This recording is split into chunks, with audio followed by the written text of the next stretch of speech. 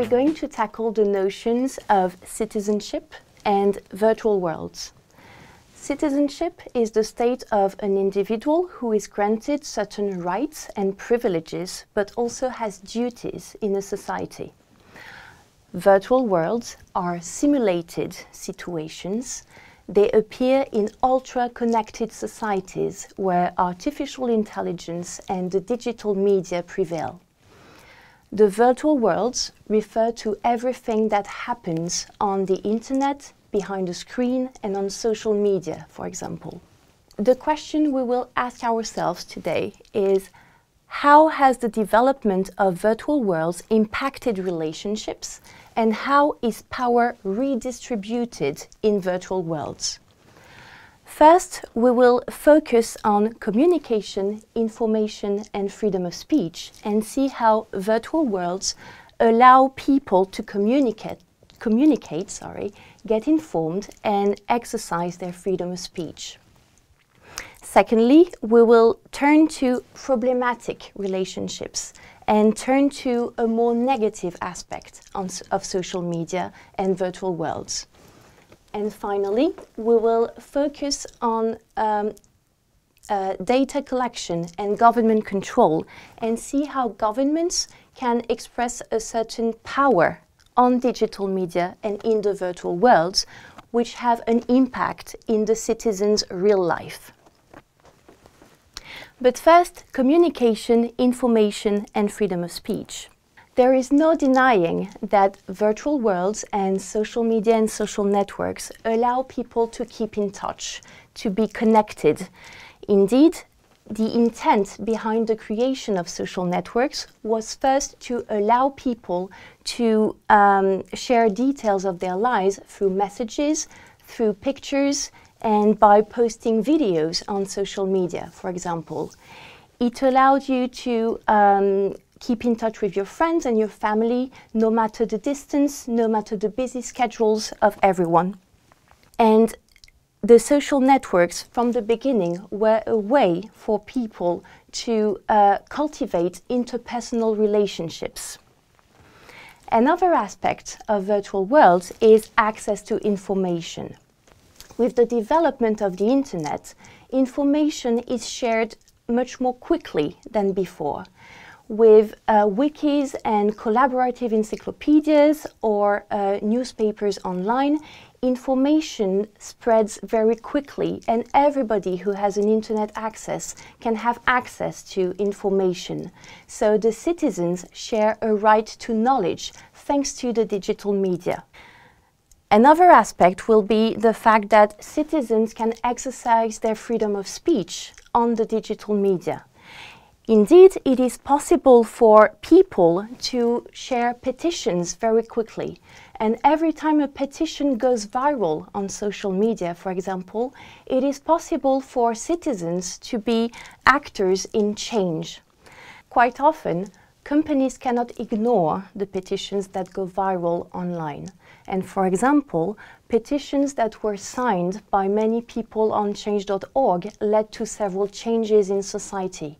For example, Apple decided to protect their workers in China after petitions were signed. And finally, whistleblowers and journalists can be much more active on the digital media and can be protected by the anonymity that is promoted on the internet. Websites such as WikiLeaks indeed are tools in order to share information with the public, namely information that was kept secret by governments and which the journalists can share more freely thanks to the creation of a virtual world. And so, journalists and people can exercise their freedom of speech without fearing retaliation by the government. But now let's move on to the second part, which is problematic relationships in virtual world. We just saw that there are many positive aspects to the development of virtual world. People can keep in touch, they can have access to information, they can express themselves freely. But also, we can notice the development of e-personalities, which means that you are not the same person in the virtual world as the one you are in the real world. And so, because there is anonymity and invisibility on the internet, people can write whatever they want to whomever they want, whenever they want. And so, we have noticed a surge in cyberbullying, that is to say, harassment on social media. When you are on the internet, your problems follow you, and it is much more difficult if you are harassed or insulted on the internet to escape the violence that is directed at you. Another problem that appears in the virtual world is that of isolation. Indeed, because relationships develop a lot on the internet, you can get a feeling that you have a community around you, that you have a lot of friends, and that you are in touch with many people. However, having 300 friends on Facebook doesn't mean that 300 people actually care about you. And so there is a danger in the development of fake relationships online, because you can actually be alone and very lonely in the real world.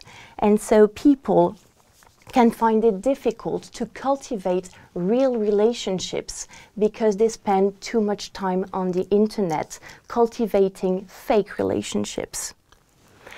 Finally, the last aspect we could mention is misinformation. As we saw, the development of virtual world allows people to have access to information, but the spread of information on the internet also allows people to share fake information or fake news. And so it becomes much more difficult for people to disentangle the truth from lies on the internet. And so people have to be much more cautious when they read information online or when they read the news online, because news are a tool of power, and misinformation can be used in order to establish power relationships between people. So as we can see, we have a much more negative side to the development of virtual world, because people are more vulnerable to violence, to isolation, and to misinformation than they can be in the real world. Finally, let's move on to the last part of this presentation with data collection and government control. As we know, when we use the internet and social networks, we have to share personal data with companies, and this raises the question of privacy and control. Indeed, it has often been said that sharing personal data with companies threatens our privacy and threatens our rights as citizens. In several countries, governments can use your activity on the internet and your personal data in order to exert a form of control on the citizens. In Russia, for example, several young people have been condemned to prison for posting funny pictures on the internet or pictures that mocked religion. In China, the government is setting a grading system, and by 2020, all the citizens will be registered in a collective database according to which the government will give them grades. And depending on the grades that the citizens will get, they will be granted or denied certain rights. The government uses the citizens' activity online in order to redefine citizenships, to redefine rights, privileges, and the duties of the citizens. So the virtual world can actually lead to the creation of hierarchies between citizens and to the creation of second-class citizens, that is to say, citizens who have less rights than others. So to conclude, as we could see, there are positive and negative aspects to the development of virtual worlds in our modern societies. Power is completely redistributed and redefined in the virtual world. Citizens can have more rights, but they can also be denied certain rights depending on how they behave in the virtual worlds.